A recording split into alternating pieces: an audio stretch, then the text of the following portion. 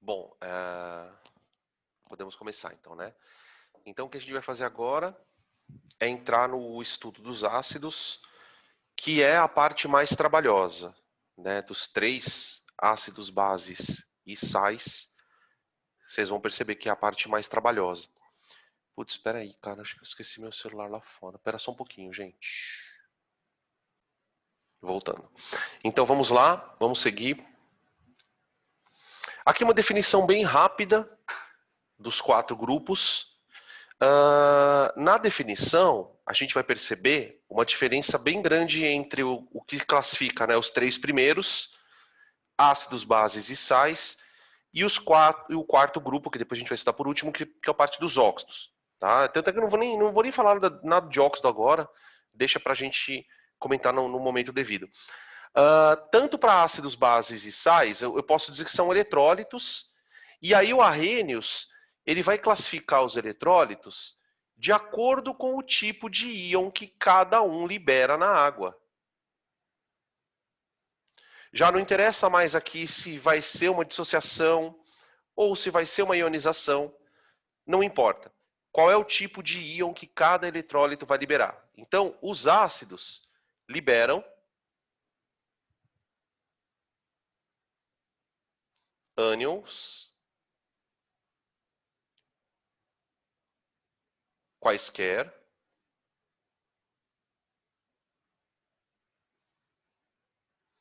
não importa qual é o ânion, e cátions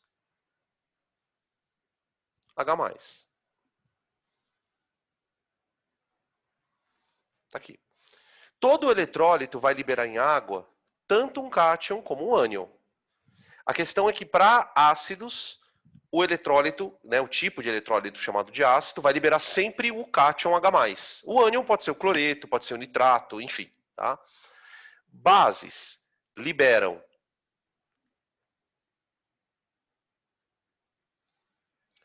cátions quaisquer.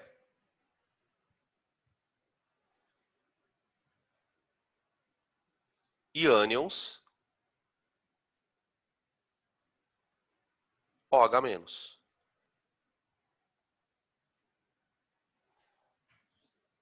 Tá? E para os sais, o que sobrou? Então, qualquer tipo de eletrólito que libera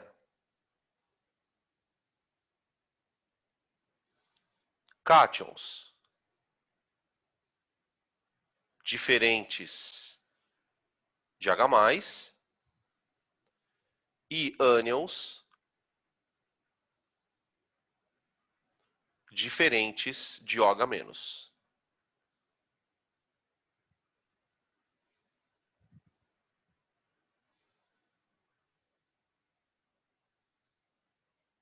Quer dizer, o terceiro grupo é o grupo dos excludentes. Então, aquele grupo, aqueles compostos que não se encaixarem na classificação de ácidos e também não se encaixarem na classificação de bases, são os sais, tá bom? Aí os óxidos, a gente, como eu falei para vocês, a gente vai deixar para lá porque não tem nada a ver com eletrólito. Inclusive a definição não tem nada a ver com íons. Beleza? Tranquilo? Segue o jogo. Aqui nós temos a equação de ionização do ácido. Já falamos bastante sobre ela. Tá? Aqui é um exemplo do jeito mais completo de se escrever a ionização. Então aqui a gente tem um ácido que vai transferir o íon H+ para a água. Tá? Quando o Arrhenius montou essa teoria, ele não entendia direito esse processo. Ele, na verdade, não entendia como é que esse processo era diferente da dissociação. Essa teoria ela fica clara, né, como acontece essa troca, alguns anos mais tarde, quando surge a teoria de Bronsted, que vai explicar um pouquinho mais elaboradamente o conceito de ácido e base. Tá? A gente pode escrever de maneira simplificada daquele jeito tradicional. Né, ó, HCl dando H+ em água mais Cl-. Beleza? Chamo a atenção de vocês para um dos critérios mais importantes que a gente tem de classificação, que é esse aqui, ó, observação. Vamos colocar uma observação. Cada hidrogênio... Espera aí que eu já vou. Cada hidrogênio que abandona o ácido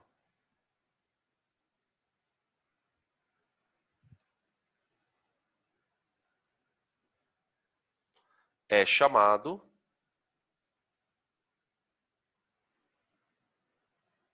de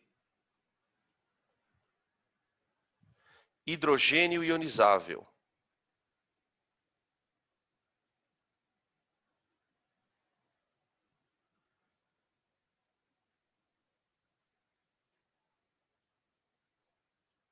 Tá? Essa expressão é bem importante para a gente. E volto. Peraí, Tati. Rapidão. Perdão.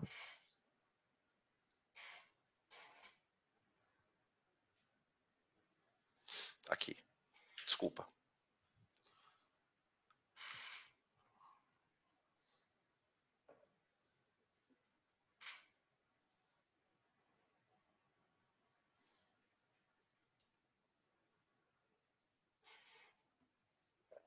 Beleza.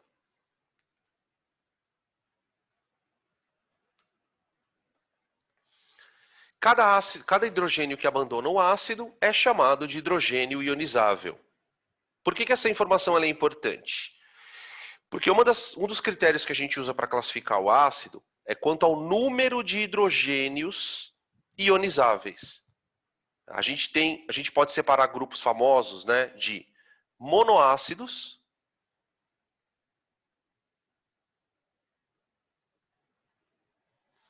diácidos, temos triácidos, temos até tetraácidos, viu, gente? Tá? Esse número de hidrogênios ele não tem relação com a força do ácido. Isso é muito importante da gente citar. Não é porque um ácido tem 3 hidrogênios que ele é mais forte que um que tem 1. Né? Sempre tentando lembrar que a capacidade de condução é o critério. E essa capacidade de condução ela está relacionada com a porcentagem de partículas que vão quebrar na água. Tá? Que aí tem uma série de outros detalhes. Vamos colocar alguns famosos, vai. O HNO3, o H2SO4 e o H3PO4. Tá? Tem outros.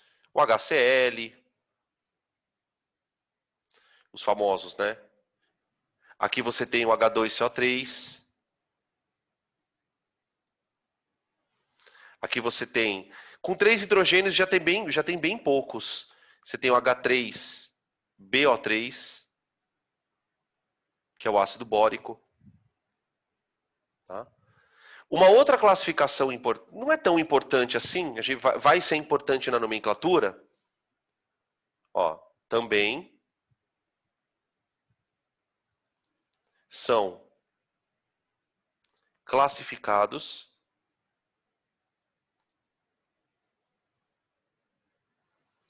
quanto à presença de oxigênio. Daqui a pouco a gente vai falar bastante sobre esse critério.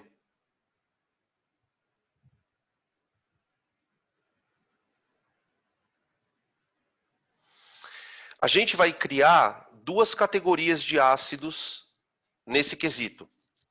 Não importa se ele é monoácido, diácido, triácido, ele pode ser classificado quanto a ter ou não oxigênio. Os ácidos que não têm oxigênio são chamados de hidrácidos.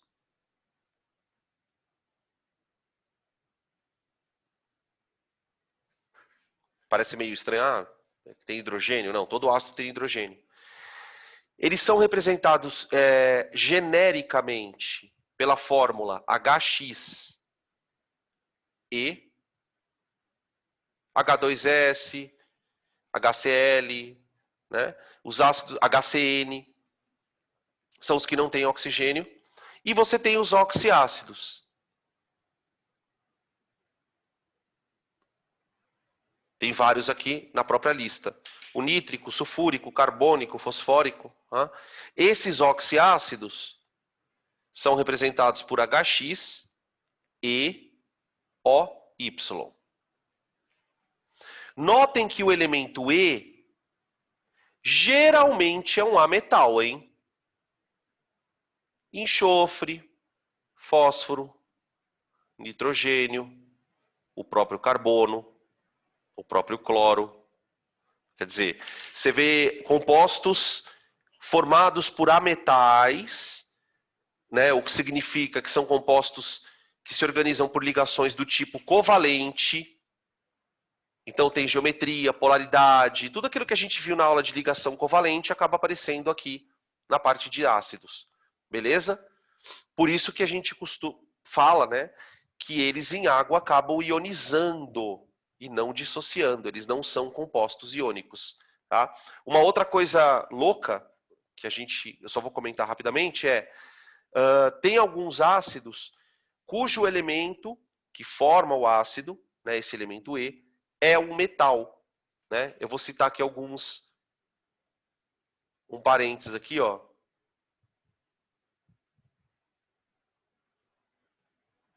Olha esse ácido. Ele tem o cromo como elemento central, que é o metal. Você tem esse aqui, ó.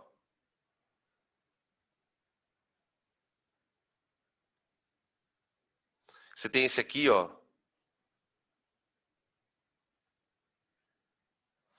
Tá? Esses ácidos são famosos, viu? Esse aqui é o ácido crômico. Esse aqui é o ácido dicrômico. E esse aqui é o ácido permangânico. Crômico. Dicrômico.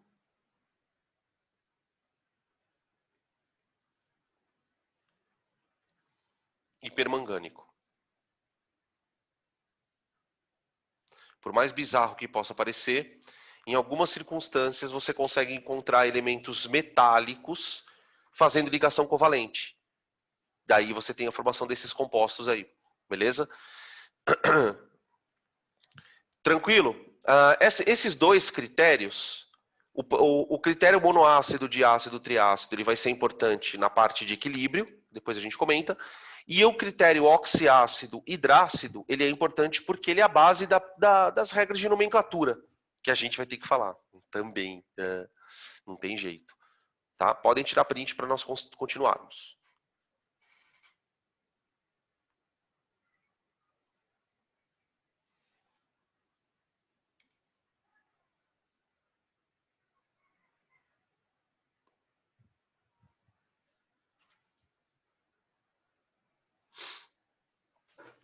Vamos falar um pouquinho de um tema que geralmente a gente não consegue falar porque não dá tempo nas aulas presenciais. E aí eu optei por falar um pouquinho aqui. Quando nós colocamos um ácido em solução aquosa, ele ioniza. Ok? Beleza. Só que esse processo de ionização, ele pode acontecer de maneira total ou parcial.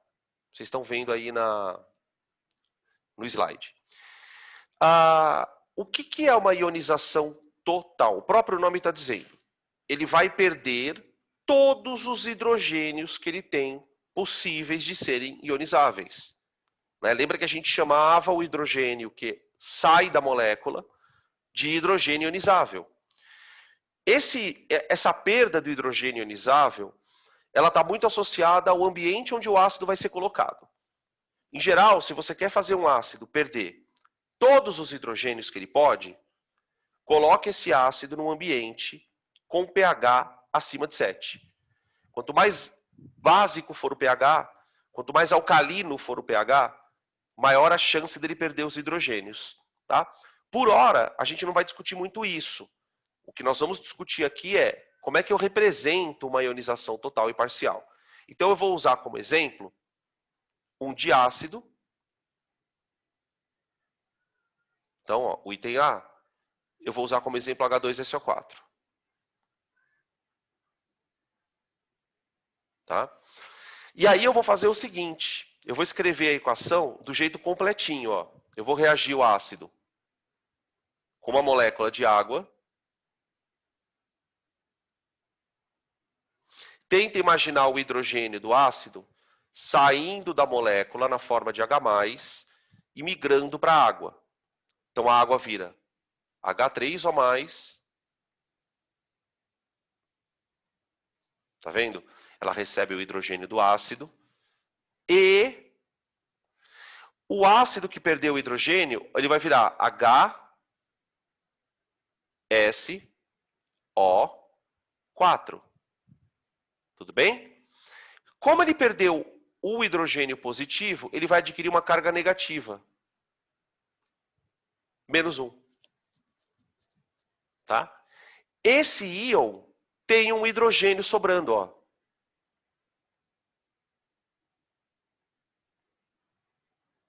Então eu vou dizer que essa equação que você está vendo aqui é uma ionização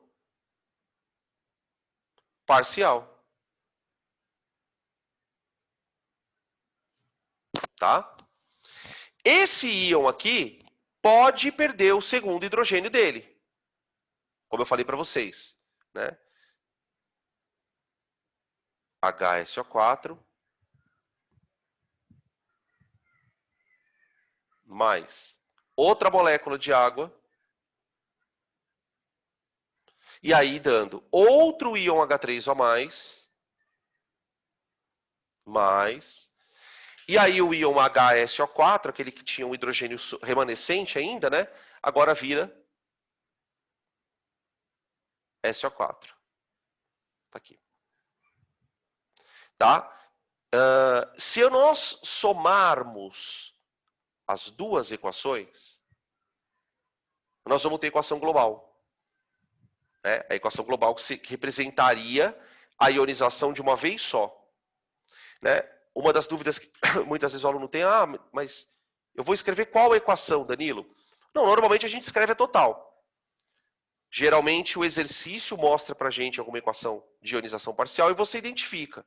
Tá? A gente não tem obrigação de saber, por exemplo, se o ácido vai ionizar perdendo todos os hidrogênios ou se ele vai perder apenas alguns.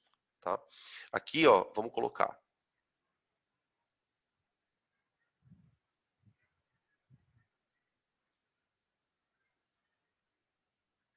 Pronto. O que dá para a gente cancelar aqui? Ó?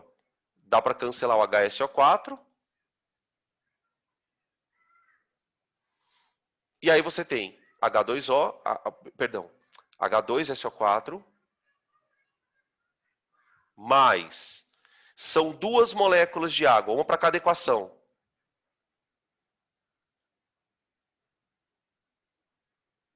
Dando 2H3O+, mais SO4. Tá? Então eu posso representar ele por etapas, o processo por etapas, são as duas primeiras equações, e aí a terceira equação eu posso representar como se ele estivesse perdendo os hidrogênios de uma vez só. Tranquilo? Beleza. Vamos pegar um exemplo de um ácido maiorzinho. Vou pegar o fosfórico.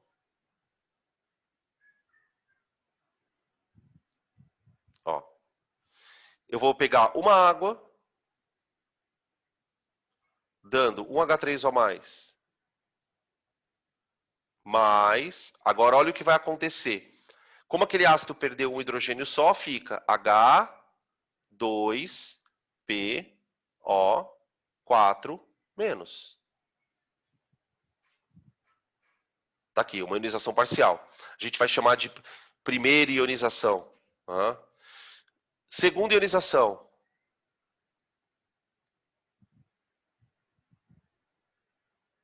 Aqui. Mais outra água. Outro H3O+. Mais. E aí eu vou tirar um hidrogêniozinho daqui. O outro hidrogêniozinho daqui. Certo? Então vai ficar H PO4. Presta atenção que a carga já ficou 2-, ó. Você vai tirando os hidrogênios, o que vai sobrando da molécula vai ficando cada vez mais negativo. E aí, para finalizar a terceira ionização, HPO4 mais outra água, H3 ou mais, agora o PO4 sem os 3 hidrogênios. Beleza?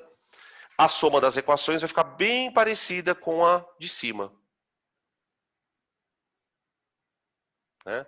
Somando as 3. Oi.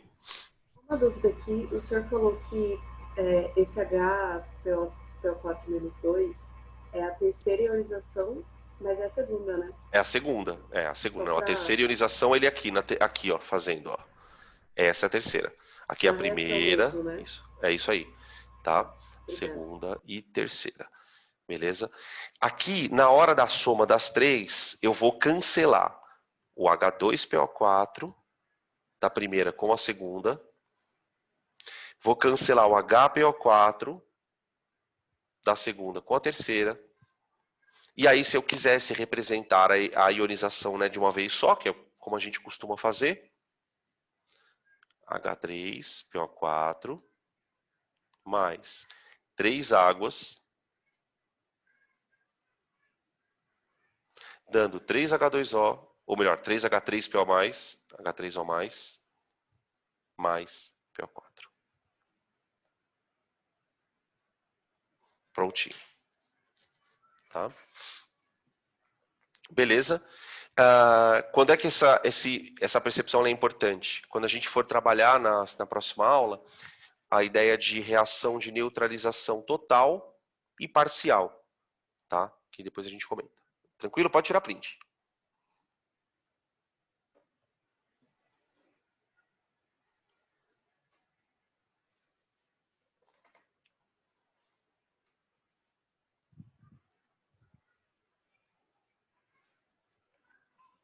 Gente, agora eu vou começar essa sequência do assunto pedindo desculpas para vocês, porque é um assunto bem maçantinho, porque a gente vai ser obrigado a parar um pouquinho para discutir nomenclatura. Uma das partes que envolve o estudo das funções, tanto as orgânicas como as inorgânicas, são as regras de nomenclatura que são específicas criadas lá pela IUPAC, né? Da mesma forma que você tem as regras de nomenclatura na orgânica, você também tem algumas na inorgânica. E a gente precisa conhecer um pouquinho dessas regras, porque nos é exigido que nós conheçamos algumas fórmulas e alguns nomes, né? Então, a ideia das regras é tudo, porque assim, sempre que você faz uma regra, é porque você quer de alguma maneira mecanizar o processo. No entanto, você vai perceber que a compreensão da regra é bem simples, o que pega é a memorização, tá?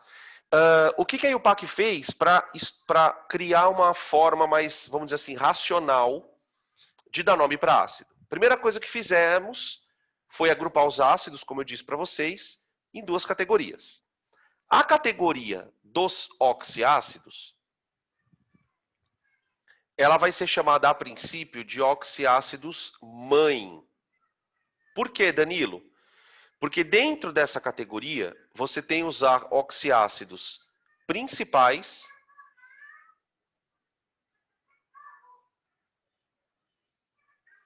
e aí por isso a gente vai chamar de mães, e você tem os ácidos derivados desses mãe. É muito importante que você memorize o mãe, porque se você memorizar o mãe, você memoriza o filho. Tá? Eu costumo falar para os meninos assim, olha, você precisa saber 6 ácidos sem oxigênio e 6 ácidos com oxigênio. Se você conseguir memorizar esses 6 de cada grupo, você está tranquilo. Por quê? Porque do grupo dos 6 com oxigênio vem mais uns 10.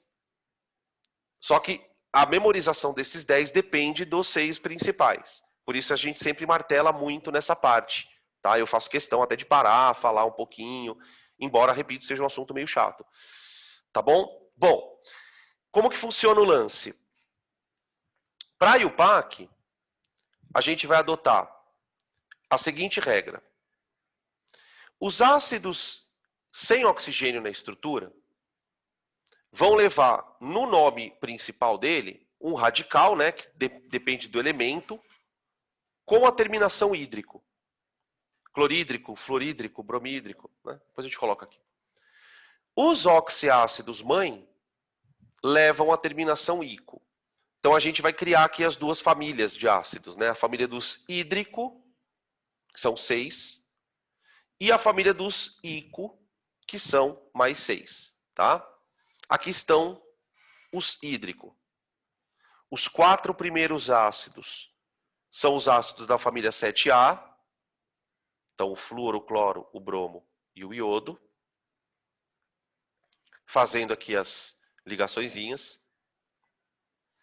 E eu tenho 2 hidrácidos já diferentinhos, né? O HCN, que tem 3 elementos, é o único que tem 3 elementos.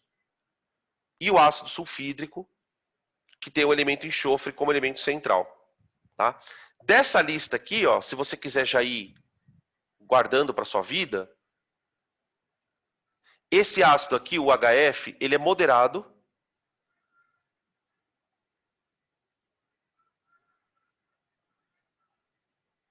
O grau de ionização dele chega a uns 8% por aí. O HCl é forte. O HBr é forte. O HI também é forte. Os outros 2 são fracos.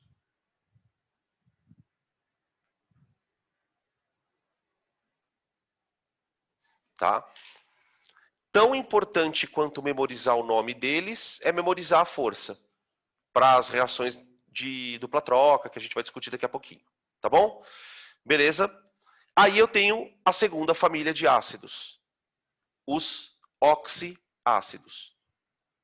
As fórmulas dos oxiácidos têm um número de hidrogênios variável. Você tem oxiácidos ali com 1, 2 ou 3, né? Os hidrácidos quase todos são com 1. E o número de oxigênios também varia de ácido para ácido. Beleza? Força deles. Força. A força dos ácidos tem um truquezinho que consiste em você fazer uma conta. Você vai pegar o número de oxigênios e subtrair pelo número de hidrogênios. Quanto maior for o resultado dessa conta, mais forte é o ácido. Então, ó, para essa conta, vamos fazer assim, ó. Você já pode considerar assim, ó. Para essa conta aqui, maior ou igual a 2, você vai dizer que o ácido é forte. Tá? Isso não, pelo amor de Deus, tá? Isso não é uma explicação. Ah, por que o ácido nítrico é forte? Porque 3 menos 1 dá 2. Não tem sentido. Tá? É só uma técnica rápida da gente saber quem é forte. Beleza? Então aqui você tem forte, forte,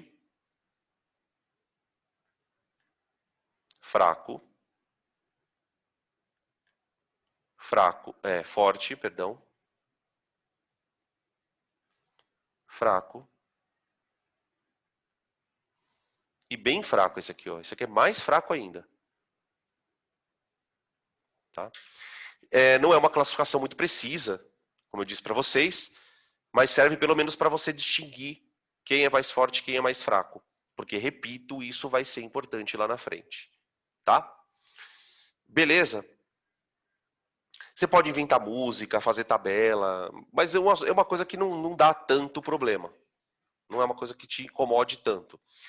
O que eu queria comentar, e aí vem a parte mais chata da história, é que se você olhar nos elementos dos oxiácidos, né? Vamos pegar aqui, ó. Cloro. Cloro faz dativa, não faz? Cloro faz. Nitrogênio faz dativa. Carbono não faz. Enxofre faz dativa. Fósforo faz dativa. O boro não. Dos 6 ácidos que vocês estão vendo aqui, 4 tem um elemento que faz dativa. Por que eu quero chamar a atenção de vocês? Porque vocês sabem que elementos que fazem dativa podem fazer mais ligações. Então, daqui temos uma observação importante. Observação. O cloro, o nitrogênio, o fósforo e o enxofre formam outros oxiácidos.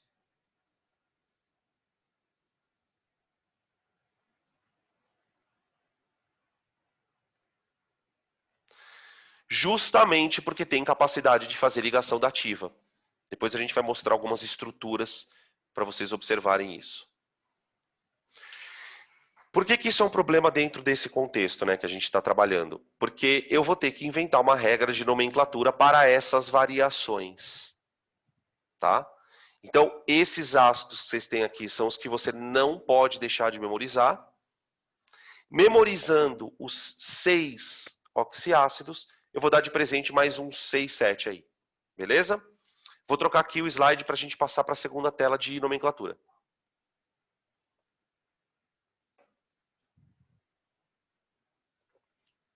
Vou mudar aqui.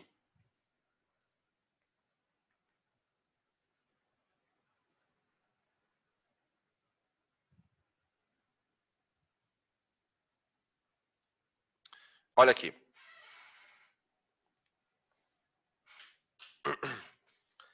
Esses aqui estão os 4 que eu falei para vocês que fazem ligação dativa. Ok? Clórico, nítrico, sulfúrico, fosfórico. Esse é o grupinho dos ICO. Agora eu vou criar aqui um subgrupo dele. O grupo dos oso. O ácido oso, ele é diferenciado do ácido ICO pela presença de apenas um oxigênio a menos. Se você olhar para a coluna da esquerda, HClO2, HNO2, H2SO3, H3PO3, você tem uma família de ácidos que são cloroso, nitroso, sulfuroso e fosforoso. Tá? São os ácidos oso. Eu guardava assim, ó, na minha cabeça, né? Eu inventava umas fórmulas. Eu falava assim, ó, o oso é igual ao ICO menos um oxigênio. Tá? Então, quer dizer, você guardando esses oso, você já ganha de presente outros 4 oxiácidos. O carbono não tem essa variação, porque ele não faz dativa. E o boro também não. Tranquilo? Isso depois vai dar uma diferençazinha também lá na frente nos NOx dos elementos. Né? Terceiro grupo de oxiácidos, ou segunda variação. Né? A segunda variação de oxiácidos não tem muitos representantes, não. Eu coloquei 2 aqui. Tá? Esse grupo de ácidos, que eu chamo de grupo dos hipooso, tem 2 oxigênios a menos do que o mãe. Tá? Qual a novidade na nomenclatura? O surgimento da palavra hipo junto com o nome. Então você tem o ácido clórico, que é o mãe do cloro, né? Você tem o cloroso e você tem o hipocloroso. Esse ácido é um dos mais importantes aqui, o hipocloroso, por quê? Porque ele é matéria-prima para aquele desinfetante famoso, que é a quiboa. Né? A quiboa é feita à base de hipoclorito de sódio, que tem como matéria-prima o ácido hipocloroso. Tá? Tem esse outro ácido aqui, que depois vai dar uma discussão danada na aula de exercício com ele. Ele é o hipofosforoso. Hipofosforoso. Tá? Então você tem o fosfórico, o fosforoso e o hipofosforoso. Tá? Então vamos colocar aqui o segundo grupinho. Hipooso. Ele é o ICO menos 2 átomos de oxigênio. 2 átomos de oxigênio. O terceiro, e graças a Deus último tipo, ou última variação, é o que tem menos representantes. O único que tem as 4 variantes, né, é o cloro. Né? Então eu tenho o grupo dos ácidos que tem oxigênio a mais comparado com o mãe. Sempre comparando com o mãe. Tá ok? Eu tenho os perico. Então ali é o ácido perclórico.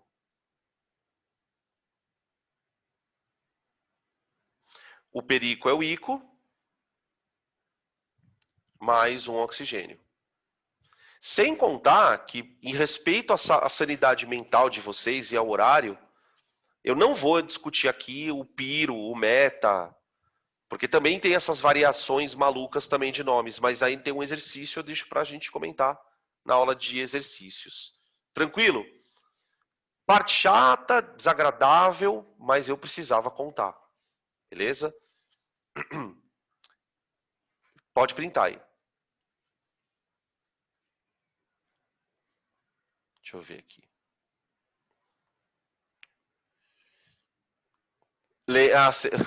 Você lembra dessa...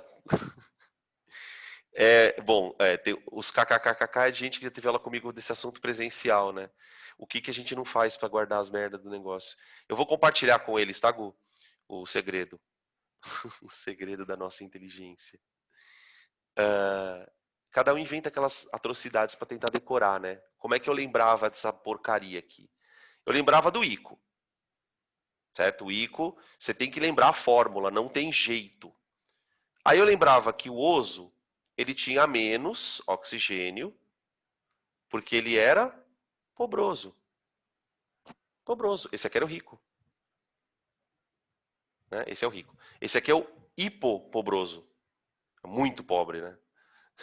Devia ser hiperpobroso, mas aí a cabeça da gente vai longe. Tá? Então você tem o ico e o oso. Essa terminação ico-oso, ela vai surgir de novo numa outra situação nada a ver, que é lá na aula de base, na parte de base. Né? Para os elementos que têm duas cargas. Vocês lembram? Ferro. Você tem o ferro 2 e o ferro 3. Ah, tem o cobre. O cobre é o 1 e o cobre é o 2. Manja? Então, cuidado para não confundir uma coisa com outra. Aqui nós estamos usando a terminação ico-oso atrelada ao número de oxigênios desse inferno de ácidos. Tá bom? Outra coisa que eu queria comentar, ainda na esteira da nomenclatura, são os ânions. Isso aqui, a gente acaba falando aqui, nem usa tanto aqui, e acaba usando na aula de sais. Quando um ácido é colocado em água, ele ioniza e libera lá o H+, certo? Só que junto com o H+, ele libera um ânion, certo? E os ânions têm uma regra de nomenclatura própria. Quer dizer, a parte negativa, que você já nem pode mais chamar de ácido, né? Ela terá um nome. E esse nome é super importante, porque a gente vai levar ele lá para o sal, né? Qual é o problema? Veja como acaba virando uma bola de neve, né? O aluno, ele olha para isso, com razão, e fala, puta, que negócio chato. E fala assim, meu, quer saber? Vou dar uma bica nessa porra. Foda-se. Não vou estudar essa merda. Não vou. E ele deixa. Dali a pouco começa a aparecer nome de sal. O aluno começa a ter que montar reação química. Então toma muito cuidado. Por quê? Porque se você não estuda, se você não tem bem gravadinho os nomes dos ácidos, você vai ter problema lá na frente. Olha só a história. Veja que esse íon, ele se chama nitrato. Qual é a lógica que existe por trás do nome nitrato? Nenhuma. Existe uma regra. A regra é a seguinte. Todo íon que vier de um ácido que termine em ico, repetindo, todo íon que vier de um ácido que termina em ico, esse íon obrigatoriamente terá o seu nome terminado em ato. Então daqui surgem palavras muito famosas, né? Nitrato, sulfato, carbonato, fosfato, né? Inclusive a gente pode até voltar aqui um pouquinho, ó.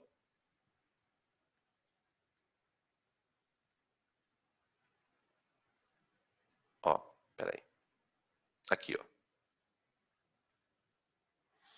Vou colocar aqui do ladinho, ó. Clorato, nitrato, carbonato. Aqui fica estranho, né? Que deveria ser sulfurato, né? Mas vira sulfato.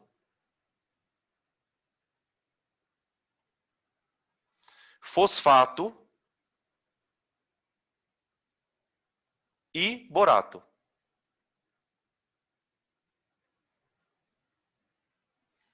Tudo bem? São os íons originados desses ácidos. Tem um probleminha aqui, que são os hidrogênios que às vezes ficam presos, que também a gente vai deixar para falar nos exercícios. Tá? Não dá para discutir tudo numa aula só. Beleza? Então, ó, se o ácido é íco, vira ato. Né? Aí começa aquela frasezinha lá do bico de pato. Tá? Beleza. Segunda possibilidade. Deixa eu voltar aqui. Segunda possibilidade. Ânions provenientes de ácidos cujo nome terminam em hídrico. Os hidrácidos. Clorídrico, fluorídrico, cianídrico, sulfídrico, iodídrico. Né? Esses ânions obrigatoriamente terão um nome terminado em eto. Tá bom? Voltando lá naquela lista, para a gente poder colocar os íons, por gentileza.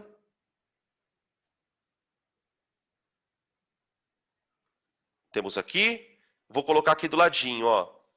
Fluoreto. Cloreto. Brometo. Iodeto. Cianeto. E sulfeto. E aí vocês vão percebendo o problema que vai surgindo, porque agora você tem clorato, cloreto, clorito e perclorato. Tá? Você vai começar a ganhar ânions, que nem o enxofre. Você tem o sulfato e o sulfeto, e daqui a pouco vai aparecer o sulfito. Tá? Então, se você não tem isso memorizadinho, na hora dá uma bambeada. Claro que tem alguns que a gente acaba usando tanto que a gente memoriza. Tá bom? Vou voltar lá para outra tela.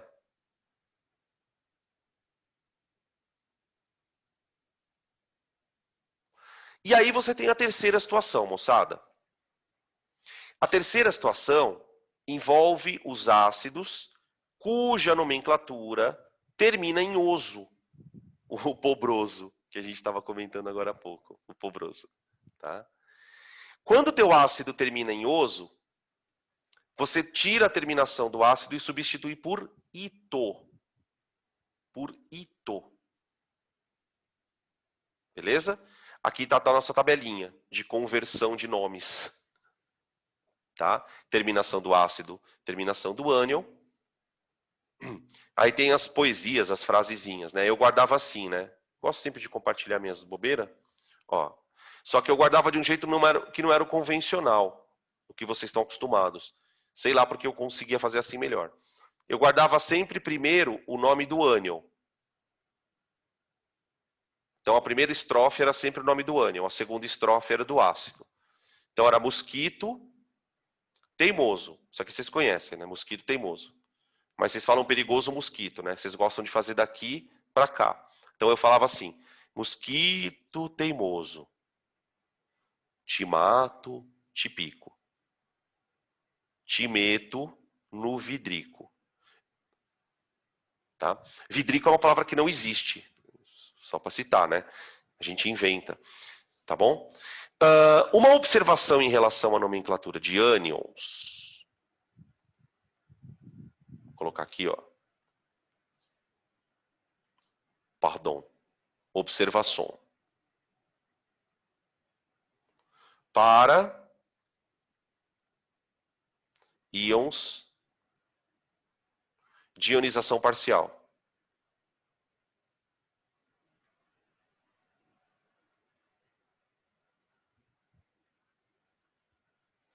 Vamos pegar alguns casos bem famosos, né? Caso A. Um dos íons mais famosos que a gente tem de ionização parcial é esse aqui, ó. Gente,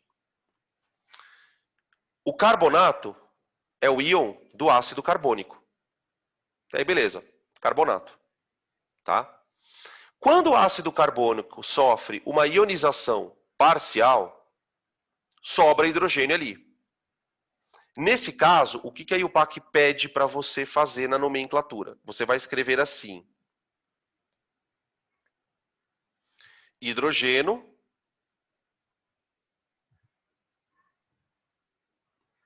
carbonato.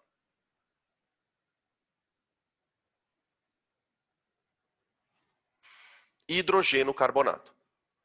Esse hidrogênio carbonato é conhecido como bicarbonato, né? Muito mais do que hidrogênio carbonato. Mas a nomenclatura da IUPAC é acrescentar a palavra hidrogeno. E é assim mesmo, hidrogeno. Antigamente se falava também carbonato ácido, porque é um carbonato que tem um hidrogênio preso ali ainda. Tá bom? Outro que vale a pena a gente citar nessa mesma situação, vou colocar ele aqui, é o HSO4, que é o ânion do SO4, né? Com hidrogênio a mais. Beleza? Esse aqui fica hidrogênio sulfato.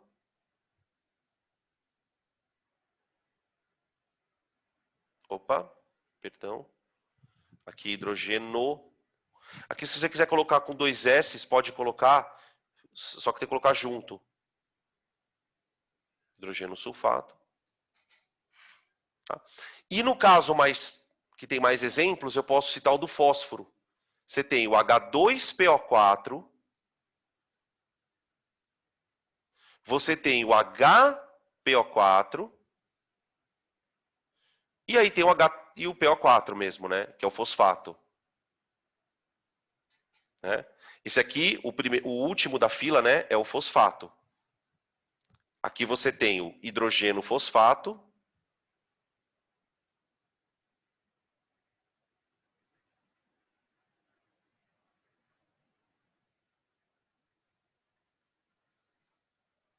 E aqui, como tem 2 hidrogênios sobrando, a gente põe assim, ó, dihidrogênio.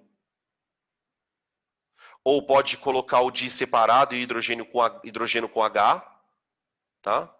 Hidrogênio fosfato. Tá?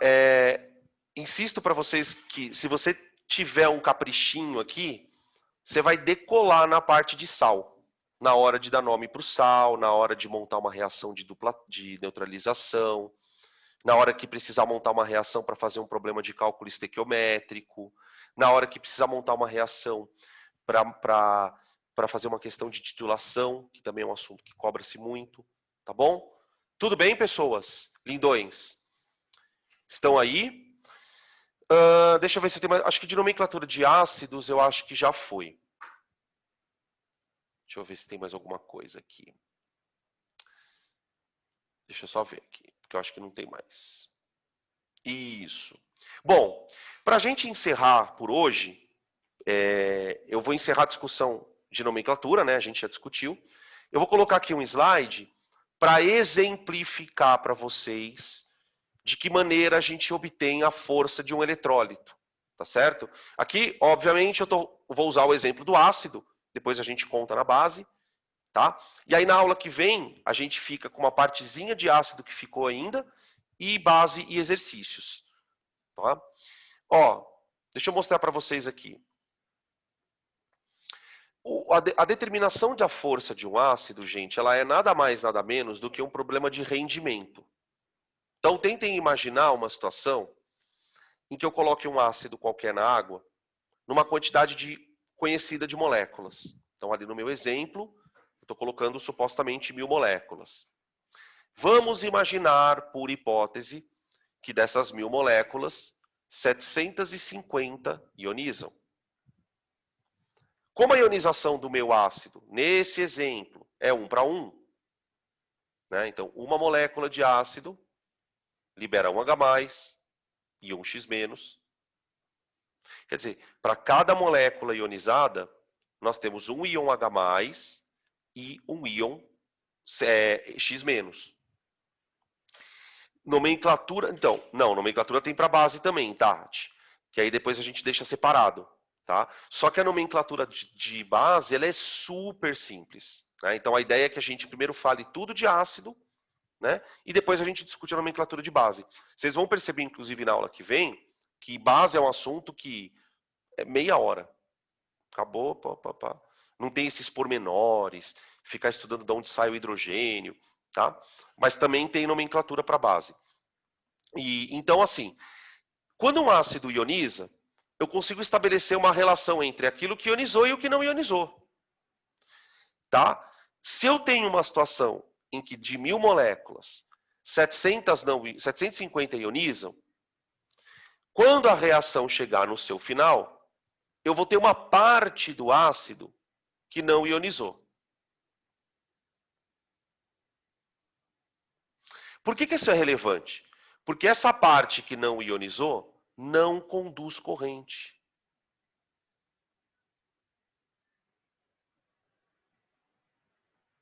Só vai conduzir corrente... Ué, mas Danilo, você não falou que o ácido conduz? Não. Eu falei que ele conduz quando ele está ionizado. O que vai conduzir corrente de verdade? As partículas. Percebem? Então, por que esse ácido pode ser considerado forte? Ele pode ser considerado forte porque a quantidade de moléculas que ioniza é 3 vezes maior daquela que não ioniza. Tá? Quando a gente faz essa conta que vocês estão vendo ali do ladinho direito, aqui, ó, você vai chegar num número quebrado, com vírgula, né? 0, tananã. Quando o grau de ionização é multiplicado por 100, ele vira porcentagem de ionização. Vocês lembram que a gente fez exercício de rendimento? Pensa nisso como um rendimento. Ó, você tem uma reação que vai acontecer, que é qual reação que é essa, né? Jogar o ácido na água para ionizar. Qual a porcentagem de rendimento deste processo? 75%. Deu para entender? Então aqui é uma forma diferente da gente usar a palavra rendimento, porque na verdade o foco principal não é um cálculo estequiométrico. A gente está falando de uma outra questão que vai ter reflexo na condução elétrica dele, por conta dos íons que ele vai liberar em maior ou menor quantidade. Tá bom? Aqui está a nossa tabela, com exemplos de alguns ácidos. Olha o grau de ionização do H2CO3, gente. 0,18%. Né? De cada 1000 moléculas, 18 quebram. Entendeu? E isso é um ácido fraco. Beleza? Acho que eu falei o que eu precisava. Minha caneta caiu aqui, gente. Gente do céu. Essa caneta se quebrar, Deus o livre. Toda a minha vida... Agora começou as merdas. Toda a minha vida está nas mãos desta caneta. Se isso aqui quebrar, minha filha, acabou o sonho. Acabou o sonho e acabou da padaria.